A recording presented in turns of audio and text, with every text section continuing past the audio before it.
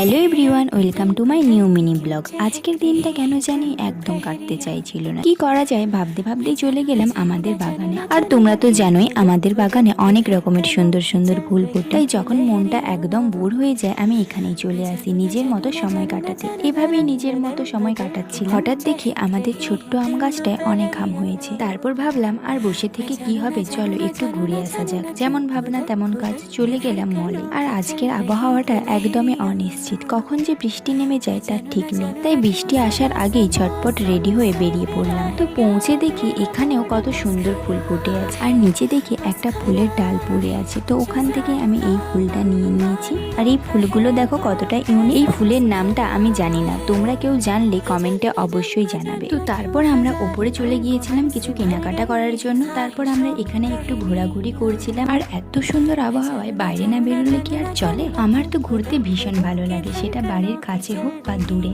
আর ওই যে দেখো সেই ফুল গাছটা, যেখান থেকে আমি এই ফুলটা নিয়েছিলাম। তারপর আমরা এখানে একটু খাওয়া দাওয়া করতে চলে এলাম। তো আমি ফুচকা খেয়েছিলাম আর আমার ফ্রেন্ড নিয়েছিল পাপড়ি চাট। আর খেতে খেতেই হঠাৎ শুরু হয়ে গেল প্রচন্ড ঝড় বৃষ্টি।